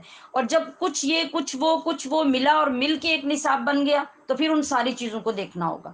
اب رہ گئی بات کہ سال کی بات. یہاں ایک بات یاد رکھیے کہ ہمارے جتنے شرعی احکام ہیں وہ سارے منظم ہوتے ہیں اور یاد رکھے جاتے ہیں اسلامی تاریخوں کے ساتھ. وہاں جنوری فروری عیسوی تاریخوں کا حساب نہیں رکھا جاتا. مطلب زکوٰۃ کا، اس کا حج کا، روزے کا اور دیگر عدت کا، طلاق کی عدت ہے یا بیوہ ہونے کی عدت ہے، جو بھی ہے، ان سب کا حساب یاد رکھیے کہ اسلامی مہینوں سے رکھا جاتا ہے. اگر آپ نے دوسرے مہینے کا حساب رکھا تو وہ نہیں قبول کیا جائے گا. تو میں کیا عرض کر رہی تھی کہ جب ہم ان کا حساب رکھیں گے اور ایک پورا سال اسلامی تاریخوں کے مطابق یہ چیزیں آپ کے پاس پیر رہیں اور پھر سال کے بعد جا کے آپ نے کیلکولیٹ کیا تو وہ جتنا بنے گا اس میں سے آپ کی زکوٰۃ ہوگی. اب ہولان ہول کا کیا مطلب ہے؟ یعنی پورا سال گزرنے کا یہ مطلب ہے. فار ایگزامپل آج 27 رمضان ہے، آج اللہ نے آپ کو مال دیا اور وہ اتنا تھا کہ آپ اس سے صاحب نصاب بن گئے، زکوٰۃ دینے کے قابل اتنا تھا. یہ سامان آپ نے رکھا، اگلے سال کا 27واں روزہ آ گیا، سال پورا گزر گیا. اس دوران اگر آپ کا مال درمیان میں کم ہوا، تھوڑا رہ گیا، پھر آیا، پھر تھوڑا رہ گیا، پھر آیا، پھر تھوڑا رہ گیا، مگر آخری 27ویں روزے پہ جا کے وہ پھر پہلے دن کے برابر نصاب کے مطابق ہو گیا یا اس سے زیادہ ہو گیا، تو وہ جتنا بھی مال ہوگا اس کی آپ کو زکوٰۃ دینی ہوگی. درمیان میں کم ہونے کا کوئی حساب نہیں رکھا جائے گا، نہ اس کا اعتبار کیا جائے گا. آغاز میں پورا تھا، آخر پہ پورا تھا، اب آپ کو جتنا بھی مال ہے زیادہ ہوا ہے، اس سے زیادہ ہوا ہے، وہ سارے کے مطابق آپ کو زکوٰۃ دینی ہوگی. یہ اسلامی حساب ہوگا. اور یہی چیزیں دیکھی جائیں گی کہ وہ بے شک 2 3 4 مال اکٹھے کر کے زکوٰۃ بنے یا ایک کی بنے، جیسے بھی ہوگا وہ زکوٰۃ ہوگی.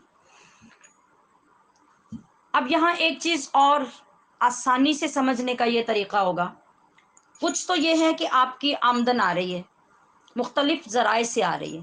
کوئی آپ کا بزنس ہے وہاں سے آ رہی ہے، کوئی ٹھیکہ ہے وہاں سے آ رہی ہے، کوئی زمین ہے وہ کرائے پہ اس کی آ رہی ہے، کوئی مکان کرائے کا اس کا منی آ رہا ہے، کرایہ ماہانہ آ رہا ہے. تو یہ مختلف سورسز ہیں آپ کے. دوسری طرف ہر مہینے آپ کے اوپر کچھ ذمہ داریاں ہوتی ہیں جو آپ نے پے کرنی ہوتی ہیں. کچھ بلز ہوتے ہیں، کچھ سامان خرد و نوش ہوتا ہے، کچھ باقی واجبات ہوتے ہیں. ایک طرف یہ چیزیں، ایک طرف یہ چیزیں. اب زکوٰۃ دینے کی کیا صورت ہوگی؟ ادھر سے آ رہا ہے، ادھر سے جا رہا ہے. اب زکوٰۃ کی یہ صورت ہوگی کہ جتنی طرف سے آپ کا مال آ رہا ہے، بے شک وہ سونا ہے، وہ چاندی ہے، وہ کپڑا ہے، وہ پیسہ ہے، وہ غلہ ہے، ان سب کی مالیت پورے ماہ کی یا پورے سال کی جب بھی آپ نے حساب کرنا ہے اس کو ایک لسٹ بنا لیں. دوسری طرف جتنے واجبات ہیں آپ کے ایک مہینے کے، آپ اس کی لسٹ بنا لیں. یہ 1 نمبر لسٹ ہوگی، یہ 2 نمبر لسٹ ہوگی. 1 نمبر آمدن کی، دوسری نمبر خرچ کی. اب اس کو بھی ساری چیزیں جمع کر کے ٹوٹل کر لیں جتنے کی مالیت ہے. دوسروں کو بھی ساری چیزیں جمع کر کے ٹوٹل کر لیں جتنی مالیت وہ بنی ہے۔ اب جو پہلے والی لسٹ تھی آمدن کی، اس میں سے اخراجات والی لسٹ کا ٹوٹل مائنس کر دیں، بہت آسان طریقہ ہو جائے گا۔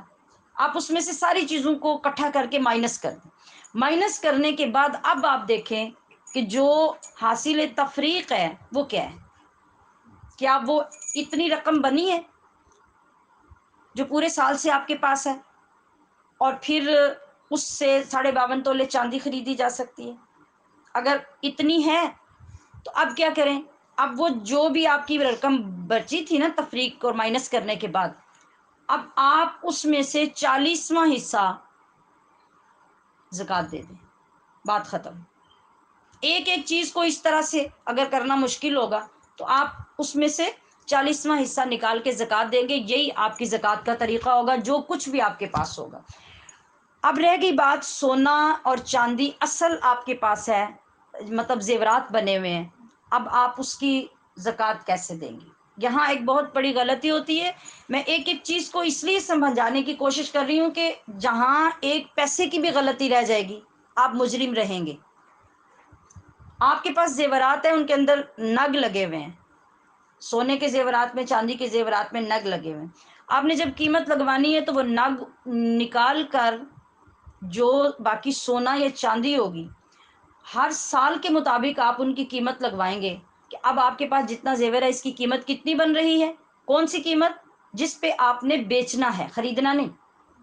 یعنی بکتے ہوئے سونا سستا بکتا ہے، خریدتے ہوئے مہنگا خریدا جاتا ہے۔ تو جس پہ آپ کو خریدنے کی کا ریٹ ملے گا، وہ خریدنے کا ریٹ موتی نگ نکال کر، اس کی جو لڑیاں وغیرہ وہ نکال کر، جتنا سونا ہوگا اس کی جو قیمت لگے گی اس کا 40واں حصہ آپ زکوٰۃ دیں گے۔ اگر آپ یہ کہتے ہیں کہ میں اپنے اندازے سے یہ کر لوں اور اندازے سے میں زکوٰۃ ادا کر دوں، تو یاد رکھیے کہ آپ سخت گناہ گار ہیں۔ ایک پیسہ بھی آپ کا کم گیا تو آپ کی زکوٰۃ ادا نہیں ہوگی۔ اب آپ خود سوچ لیجئے، جتنی بھی ہماری ہمشیران یا بچیاں جو سن رہی ہیں جن کے پاس زیورات ہیں، کیا زندگی میں کبھی آپ نے ایسا کیا؟ جب نہیں کیا تو پھر اللہ کو قصوروار مت ٹھہرائیں کہ اتنا ہم زکوٰۃ بھی دیتے ہیں تو ہمارے جو ہیں وہ فلاں بھی نقصان ہو گیا، فلاں بھی برکت نہیں ہوتی، فلاں بھی ہو گیا۔ بھی پچھلے سال میں ایک عزیزہ ہمارے پاس آئیں اور وہ کچھ زکوٰۃ کی رقم پیش کرنے کے لیے بچیوں کے لیے، تو وہ آ کے خود سے ہی بتا رہی تھی کہ مجھے آج تک یہ پتہ ہی نہیں تھا۔ یہ سوچئے آپ مسلمان بیٹیاں ہیں، مسلمان بہنیں ہیں، مسلمان مائیں ہیں، تو وہ یہ کہہ رہی تھی کہ مجھے ہمیں، بلکہ ہمیں کا مطلب کہ ان کے شوہر کو بھی یہ پتہ ہی نہیں ہے کہ زکوٰۃ دینی ہے۔ اور وہ یہ بتا رہی تھی کہ ہماری ہر سال میں لاکھوں روپیہ زکوٰۃ ہے، اور آج میں پہلی مرتبہ زکوٰۃ لے کر آئی ہوں، تو اب پیچھے والی کا کیا ہوگا؟ تو میں نے گزارش کی انہیں کہ میں نے کہا کہ اگر آپ کو یہ آج پتہ چلا ہے تو آپ یہ عذر نہیں رکھ سکتے کہ پہلے تو ہمیں پتہ ہی نہیں تھا۔ آپ کی ذمہ داری تھی پہلے پتہ کرنا کہ جب ہمارے پاس مال ہے تو کیا اس کو ہم ایسے ہی خرچ کرتے جائیں گے یا اس کا کچھ شریعت کا ضابطہ بھی ہے؟ تو اگر آپ نے نہیں کیا، اللہ پاک نے اب آپ کو توفیق عطا فرمائی ہے تو اس کا پہلے تو شکر ادا کریں، اور پھر اگر ایک ساتھ نہیں کر سکتے تو آہستہ آہستہ پیچھے کا اپنا جو آپ کے بس میں ہے حساب کر کے اس کو جمع کریں اور ساتھ ساتھ زکوٰۃ ادا کریں۔ یہ بہت ضروری ہے، اس کے بغیر تو آپ کا چھٹکارا نہیں ہو سکتا۔ تو اس طرح کے معاملات ایک ہماری بچی یا بہن کے نہیں ہوں گے، بے شمار لوگ ہیں جن کے یہ معاملات ہیں۔ تو یہ ہے اتنی باریکی جس کے بغیر آپ کی زکوٰۃ زیورات کی ادا نہیں ہوتی۔ اب ایک امپورٹنٹ بات یہ ہے کہ زیور تو لے لیا، لیکن اب شوہر اور بیوی کے درمیان لڑائی چلتی رہتی ہے۔ بیوی زکوٰۃ اس لیے نہیں دیتی کہ میں کہاں سے دوں، مجھے کون سا میرا شوہر پیسے دیتا، تو شوہر کہتا ہے میں تمہاری زکوٰۃیں کہاں سے ادا کروں۔ یہ جھگڑا چلتا رہتا ہے اور زکوٰۃ کوئی بھی ادا نہیں کرتا۔ یاد رکھیے، اگر تو سسرال نے آپ کو زیور دیا مستعار شادی کے لیے، یا کبھی کبھار وہ اپنی شو شاہ کے لیے آپ کو دے دیتے ہیں کہ آپ کسی کی شادی پہ پہن کے چلے جائیں کہ ہماری عزت بن جائے، بھی ہماری بہو کے پاس بڑا زیور ہے، اور انہیں آپ کو دیا نہیں ہے، مالک نہیں بنایا، ایسی صورت میں زکوٰۃ آپ کے اوپر واجب نہیں ہے۔ یہ وہ اپنے اوپر ظلم کر رہے ہیں سسرال والے کہ نہ وہ زکوٰۃ دے رہے ہیں اور نہ آپ کو اس کا مالک بنا رہے ہیں۔ اور اگر آپ کو وہ سونا دے دیا انہوں نے اور وہ اتنا ہے کہ 7.5 تولے بن گیا، یا چاندی اور وہ ملا کے اتنی رقم بن گئی، تو اب اس صورت میں آپ کے شوہر اگر اتنی گنجائش اور وسعت رکھتے ہیں کہ وہ آپ کی طرف سے زکوٰۃ ادا کر دیں تو بڑی اچھی بات ہے، اور اگر ان کے پاس اتنی وسعت نہیں ہے یا وہ ویسے ہی کہہ دیں کہ میں نہیں زکوٰۃ ادا کرتا، تو یاد رکھیے کل کو اللہ کے ہاں وہ مجرم نہیں ہے، مجرم آپ ہیں جو زیور کی مالک ہیں، بشرطے کہ آپ مالک ہوں۔ اب آپ کہیں گی کہ میرے پاس پیسے نہیں ہیں، تو وہ جو سارا زیور ہے وہ کس چیز کا ہے؟ وہ پیسوں کے بغیر بنا ہوا ہے۔ اللہ پاک نے یہ تو قید ہی نہیں لگائی کہ پیسے ہوں گے تو زکوٰۃ دینی ہے، زکوٰۃ کے اندر آپ وہ زیور بھی تو دے سکتے ہیں۔ مطلب آپ نے اگر قیمت لگائی، آپ کی ایک انگوٹھی 2 انگوٹھیاں آپ کے زکوٰۃ کے رقم کے برابر آتی ہیں تو آپ کو وہی زکوٰۃ میں دینی ہوں گی، آگے آپ کی مرضی ہے، آپ بیچ کے پیسے زکوٰۃ کے لیے دیں یا زیور ہی زکوٰۃ کے ضمن میں دے دیں، لیکن وہ آپ کے اوپر ہے۔ آپ یہ عذر پیش نہیں کر سکتی، اور اگر آپ ایسا نہیں کر سکتی تو پھر ٹھیک ہے، پھر آپ وہ بیچ دیں، زیور بیچ کر کسی اور کام میں لگا دیں، کوئی ضرورت کی چیز بنا لیں۔ نبی کریم صلی اللہ تعالیٰ علیہ وسلم کی بارگاہ میں ایک صحابی آتی ہیں اور ان کے ساتھ ان کی ایک جوان بیٹی ہوتی ہے، اور انہیں 2 بڑے بڑے سے کنگن پہنے ہوتے ہیں۔ آپ علیہ الصلوۃ والسلام توجہ فرماتے ہیں، تو آپ پوچھتے ہیں کہ آپ نے ان کی زکوٰۃ ادا کی؟ تو وہ کہتی ہیں کہ میں نے زکوٰۃ ان کی کبھی نہیں ادا کی۔ آپ علیہ الصلوۃ والسلام فرماتے ہیں کہ کیا تم یہ پسند کرتی ہو؟ ذرا سمجھانے کا اور رغبت دلانے کا طریقہ دیکھیے۔ آپ علیہ السلام فرماتے ہیں کہ کیا تم یہ پسند کرتی ہو کہ تمہارے ان بازوں پہ آگ کے کنگن پہنائے جائیں؟ تو اس نے کہا نہیں یا رسول اللہ، میں تو کبھی یہ پسند نہیں کروں گی۔ تو آپ نے فرمایا کہ جب تم زیور پہنو گی اور اس کی زکوٰۃ نہیں دو گی تو پھر تمہارے بازوں پہ اور تمہارے جو وہ اعضاء ہیں جن پہ زیور پہنا جاتا ہے وہاں سب دوزخ میں جا کے آگ کے زیورات پہنائے جائیں گے۔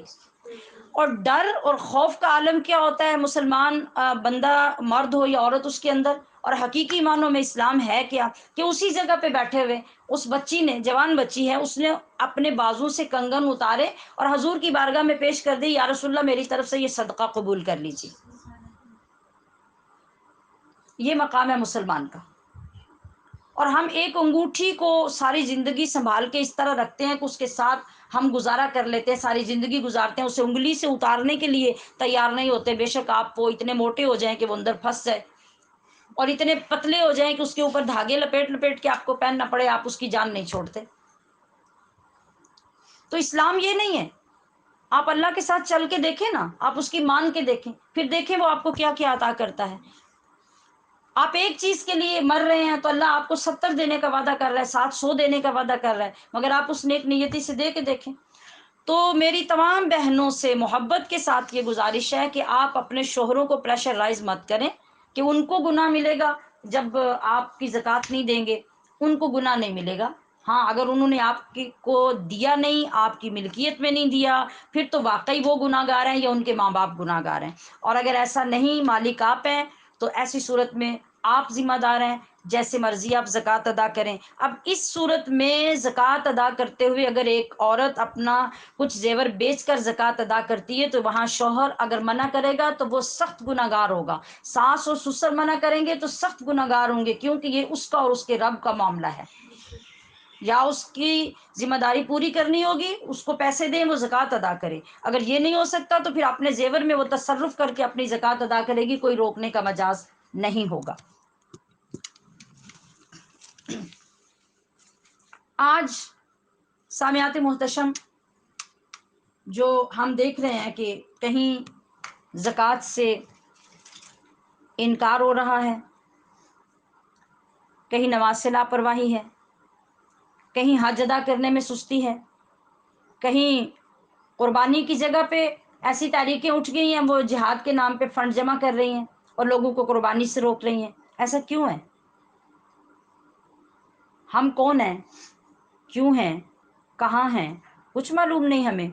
آج ہم ایک طرف تو یہ دیکھتے ہیں کہ ہماری مسجدیں سنورتی سجتی جا رہی ہیں، کس سے؟ کارپیٹ سے، شاندار لائٹ سے،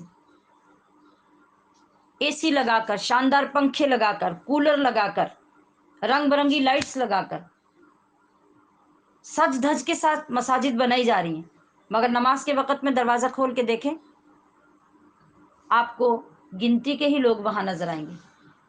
یہ ہمارا رخ ہے۔ ہم کدھر جا رہے ہیں؟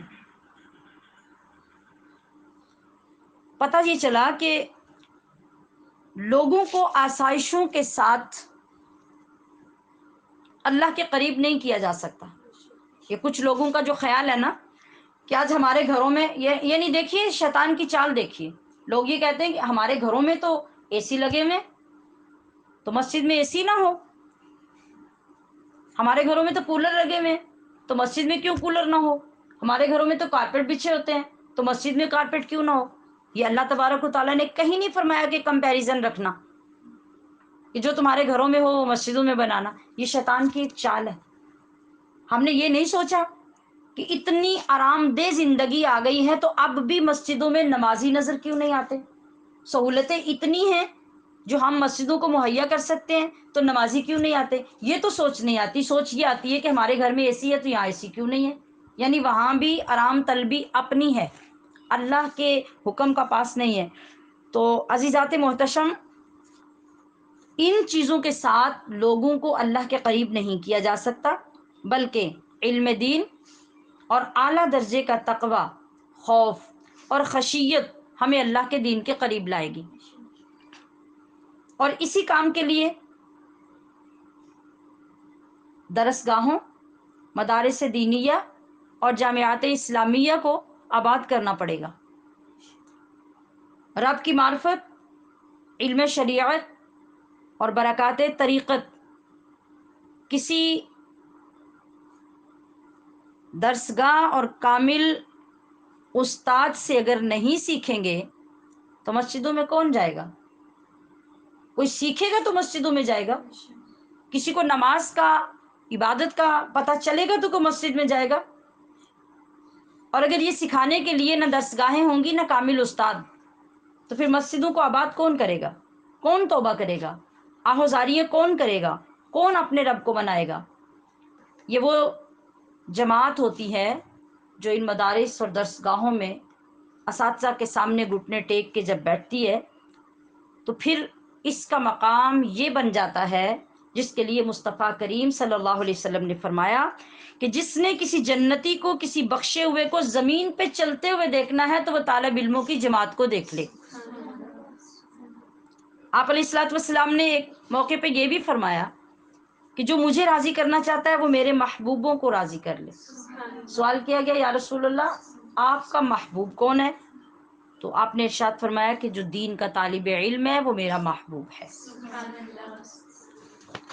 کیوں نہ ہو کہ حضرت ابو ہریرہ رضی اللہ تعالی عنہ ارشاد فرماتے ہیں، انہوں نے روایت کیا کہ آقا علیہ الصلوۃ والسلام نے ارشاد فرمایا کہ جب کوئی قوم اللہ کے گھروں میں جمع ہو کر تلاوت کلام اور اس کا ورد کرتی ہے تو فرشتے نازل ہوتے ہیں، دولت سکون لے کر، اور رحمت اپنے سائے میں لے لیتی ہے اس مجمع کو جو اللہ کا ذکر کر رہا ہوتا ہے اور قرآن کی تلاوت کر رہا ہوتا ہے۔ اور پھر رب کریم اس جماعت کا تذکرہ اپنے فرشتوں میں فرماتا ہے۔ تو یہ شان ان لوگوں کو کہاں سے ملی؟ گویا یہ مرتبہ، یہ مقام، یہ عزت ان عام سے لوگوں کو مدرسوں میں بیٹھنے سے اور ان گھروں میں بیٹھ کر اللہ کا کلام پڑھنے سے ملی۔ اور یہ مرتبہ آپ یہاں بیٹھے ہوں، وہ چٹائی ہو، وہ کرسی ہو، وہ میز ہو، وہ چیئر ہو، کچھ بھی ہو، آپ کون ہیں؟ غریب ہیں، امیر ہیں، کمی ہیں، چودھری ہیں، کوئی غرض نہیں اس سے۔ جب آپ اس جگہ پہ آ کے بیٹھ گئے ہیں تو جو شان آپ کو مل رہی ہے وہ بیش قیمت مال و زر دینے سے بھی نصیب نہیں ہوتی۔ اور وہ کیا شان ہے کہ رب آپ کا نام لے کے اپنے فرشتوں میں ذکر کر رہا ہے۔ ایک وقت تھا جب ہر گھر جو مسلمانوں کا گھر تھا وہ درسگاہ ہوتی تھی۔ کیوں؟ اس لیے کہ ہر گھر میں نیک پرہیزگار عورت ہوتی تھی، علم دین اور محبت قرآن خود ہی اس عورت کے ذریعے سے آنے والی نسل میں منتقل ہوتی جاتی تھی۔ جیسا پچھلے دن میں نے حضرت بختیار کاکی رحمۃ اللہ علیہ کا ذکر کیا، اور پھر اس سے پہلے زبیدہ خاتون کے محل کے ماحول کا ذکر کیا کہ وہ بادشاہ کی بیوی ہونے کے باوجود گھر کے ماحول کا تقدس، اس کی شان کا عالم یہ تھا کہ 300 حافظات اس محل میں جا بجا قرآن کی تلاوت کر رہی ہوتی اور وہ نورانی نغمہ الاپا جاتا رہتا ہر وقت۔ یہ گھر تھے، یہ پرہیزگاری تھی، یہ تقوی تھا، یہ مسلمان عورت کا مقام تھا۔ آج گھروں سے یہ نور، یہ تعلیم، یہ تربیت، یہ عمل، یہ ذوق، یہ روحانیت کا ماحول الا ماشاء اللہ رخصت ہو چکا۔ اس ماحول کی پاکیزگی کو واپس لانے کے لیے مدارس دینیہ کا قیام، ان کی ترقی اور ترقی کے لیے ہمارا پرخلوص تعاون اشد ضروری ہے، ورنہ آج ہماری 90% خواتین جو روزانہ کامنٹ کر کے بتا رہی ہیں کہ یوں لگ رہا ہے کہ ہم نے پہلی مرتبہ سنا کہ ہمارا یہ دین ہے، یہ ہمارے اسلام کی شان ہے۔ تو سوچئے کہ اگر مزید کچھ سال ایسے گزرے اور ہماری توفیقات میں اضافہ نہ ہوا تو پھر ہماری آنے والی نسلیں کہاں جائیں گی؟ میں نے اس موضوع کو کیوں اس کے اندر شامل کیا، یہ بتانے کے لیے میں نے ابھی آپ سے عرض کیا کہ ہمارے گھروں میں آ کر دھوکہ دے کر، فراڈ کر کے جو لوگ زکوٰۃ کے مستحق نہیں ہوتے وہ زکوٰۃیں لے جاتے ہیں، اور جا کے انہوں نے اپنے جو بینک بیلنس بنا کے رکھے ہوئے ہیں وہ ایک عام متوسط بندے سے بھی بہت زیادہ ہوتے ہیں۔ بظاہر وہ مانگ رہے ہوتے ہیں، گھر گھر میں جا کے مانگتے ہیں، منتیں کر رہے ہوتے ہیں، لپٹ لپٹ کے مانگ رہے ہوتے ہیں، مگر حالات یہ ہیں اس لیے کہ ہم نے تحقیق چھوڑ دی اور ان کو فراڈ کرنے کے کھلے راستے مہیا کر دیے۔ ادھر دین تباہ ہونے لگا، دین کو زوال آ گیا، مسلمان کو اپنی پہچان نہ رہی، اپنے دین کی عزت کا کوئی احساس نہ رہا، اور پھر بہت سے ہمارے بہن بھائی یہاں تک بھی زبان درازی سے اوائڈ نہیں کرتے کہ مدارس میں کیا ہے، مدارس کو دے کے کیا کرنا ہے، وہاں جا کے خرچ کرنے کی کیا ضرورت ہے۔ اگر مدارس کو آپ نہیں دیں گے تو پھر آپ کی بہن، بیٹیاں، مائیں جس بربادی اور تباہی کے راستے کی طرف جا رہی ہیں وہ جائیں گی، اور جدھر آپ کی اولادیں، آپ کے بیٹے پوتے نواسے جا رہے ہیں پھر وہ اسی طرف جائیں گے، پھر کوئی آپ کو بچا نہیں سکے گا، کوئی آپ کو دین سے وابستہ نہیں کر سکے گا۔ ہاں، جہاں تک بات ہے اعتراض کی، خرابی کی، کمزوریوں کی، تو وہ کس شعبے میں نہیں ہوتی؟ کہاں نہیں ہوتی؟ جس طرح باقی تمام شعبوں میں تسلیم کی جاتی ہیں اور ان کی گنجائش ہوتی ہے، اس طرح مدارس کے شعبے میں یا علوم دینیہ کے جو انسٹیٹیوٹس اور مدارس ہیں وہاں پر بھی اگر کہیں ہوتی ہے تو اس کو بھی اسی طریقے سے برداشت کرنا چاہیے۔ برداشت کرنے کا یہ نہیں مطلب کہ میں یہ کہہ رہی ہوں کہ اس کو چھوڑ دینا چاہیے، بلکہ جس طرح سے ہم اصلاح کے پہلو وہاں نکالتے ہیں یہاں بھی نکالنے چاہیے۔ ایسے دور میں علماء کرام نے ہمیشہ یہی لکھا ہے کہ ابھی آغاز میں نے بھی عرض کیا کہ جس صدقے سے آپ بہت بڑا فائدہ دین کو یا معاشرے کو یا مسلمان کو پہنچا سکتے ہیں وہی صدقہ سب سے افضل ہے۔ تو آج ہمارے معاشرے میں جہاں بے حیائی، فحاشی، بے پردگی، ناچ گانا، اس کے سوا کچھ نظر جب نہیں آ رہا الا ماشاء اللہ، تو پھر آپ کس طرح سے اپنی قوم کو واپس لائیں گے؟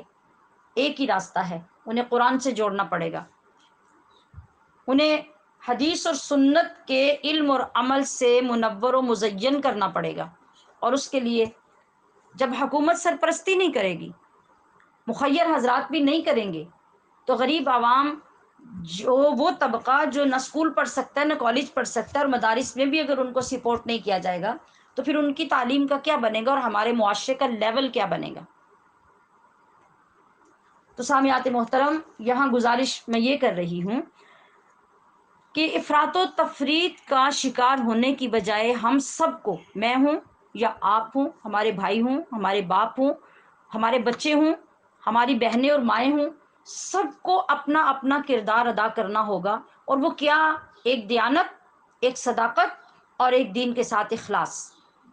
ہر کوئی اس درد کو محسوس کرنے لگ جائے گا تو یقین کیجئے کہ میں تو دعوے سے یہ کہتی ہوں کہ عورت جب کھڑی ہو جاتی ہے کچھ کرنے کے لیے تو وہ کچھ کر دکھاتی ہے۔ اگر 10 عورتیں ایک طرف کھڑی ہیں اور وہ ڈٹ گئی ہیں کہ ہم نے یہ کرنا ہے، اور 100 مرد دوسری طرف کھڑا ہے، تو کامیاب عورتیں ہو جائیں گی جب وہ ڈٹ جائیں گی۔ تو میں پچھلے کئی دنوں سے یہ گزارش کر رہی ہوں، تو آئیں نا، اپنی طاقت دکھائیں، میدان میں آئیں، مردوں کو بھی بتائیں اللہ کی بارگاہ میں حاضری پیش کر کے بتائیں، زمانے کے اندر اپنا لوہا منوائیں اور دنیا کو بتائیں کہ عورت اصلاح پیدا کر سکتی ہے، معاشرے کو سنوار سکتی ہے، گند ختم کر سکتی ہے. اور آپ جب یہ کریں گی تو پھر سوچیں کہ آپ کا مقام دنیا میں کیا ہوگا، آخرت میں کیا ہوگا. جب ہم کر سکتے ہیں تو کیوں نہیں کرتے؟ آپ چیلنج قبول کر لیں. برائی کے چیلنج ہم اگر قبول کر سکتے ہیں جس کا کوئی فائدہ ہی نہیں ہوتا، تو یہاں تو فائدے ہی فائدے ہیں. قرآن فائدے دے رہا ہے، حدیث فائدے دے رہی ہے، حضور کے فرمودات عالیہ فائدے دے رہے ہیں، اللہ تعالیٰ اعلان فرما رہا ہے، تو پھر ہمیں کیا چاہیے؟ اس سے بڑی سپورٹ کیا ہے؟ تو میں نے ابھی عرض کیا کہ نبی کریم صلی اللہ علیہ وسلم ایک عورت کو ترغیب دلا رہے ہیں کہ تم چاہتی ہو کہ تمہارے بازو پہ دوزخ کے آگ کے کڑے اور کنگن ہوں، اتنے الفاظ کانوں تک پہنچے تو اتار کر صدقہ کر دیا اللہ کی راہ میں، اور بتا دیا قیامت تک کی عورت کو کہ عورت جب دین کی طرف مائل ہوتی ہے تو پھر اس کے نزدیک ان زیورات کی اور ان چیزوں کی کوئی قدر و قیمت نہیں ہوتی جب اسے اللہ اور اس کے رسول محبوب ہو جاتے ہیں. تو میں یہ عرض کر رہی تھی کہ ہماری یہ ذمہ داری بنتی ہے، علماء ہوں، غیر علماء ہوں، ویسے مخیر لوگ ہوں، متوسط لوگ ہوں، سب کی یہ ذمہ داری بنتی ہے کہ ہم اپنی ضروریات کے ساتھ دین کی ضروریات کو لے کے چلیں. اور صرف ایک ٹرینڈ یہ نہیں بن جانا چاہیے کہ صرف عوام خدمت کریں. جن علماء کو اللہ رب العزت نے وسعت عطا فرمائی ہیں، کشائش عطا فرمائی ہے، کاروبار دیے ہیں، ان کے بزنس ہیں، ان کی زمینیں ہیں، ان کے اچھے گھر ہیں اور اچھا کھاتے پیتے ہیں، یہ ان علماء کے اوپر بھی ذمہ داری عائد ہوتی ہے کہ جس طرح باقی لوگ طالب علموں کی کفالت کرتے ہیں وہ بھی لوگوں کو کر کے دکھائیں.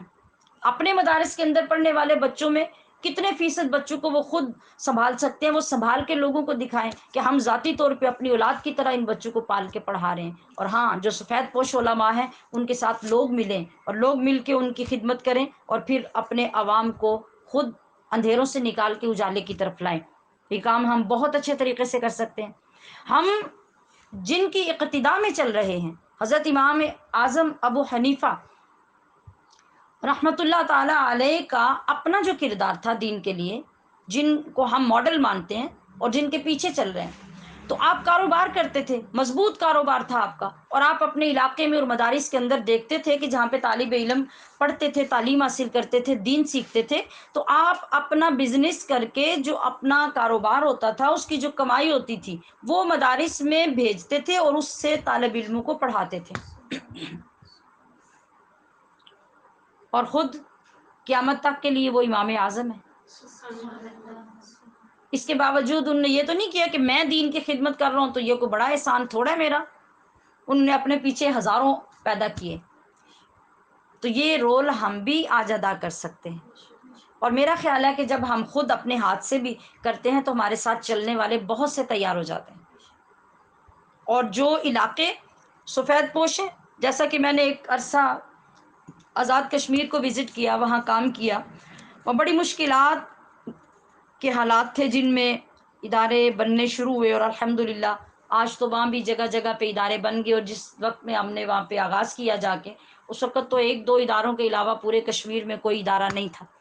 آج بھی وہاں پر ضرورت ہے، اور وہاں جو ہماری بہنیں، بالخصوص میں ان کو مخاطب کر کے بالواسطہ یہ عرض کروں گی کہ آپ کی جو ریشو ہے وہاں پہ، جو آپ کی شرح ہے تعلیم کی، وہ ہمارے لوگوں سے کہیں زیادہ ہے.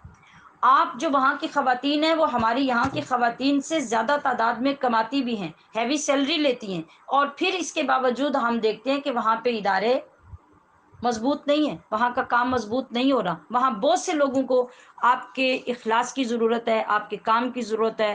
ان علماء کو تحسین پیش کرنی چاہیے جو اتنے مشکل حالات میں وہاں پہ کام کر کے اپنی بیٹیوں، بیٹوں اور بچوں کی تربیت کا اہتمام کر رہے ہیں. اور چند حضرات سے میری بات بھی ہوئی، انہوں نے یہ فرمایا بھی کہ اس طرف خواتین کی توجہ ہونی چاہیے.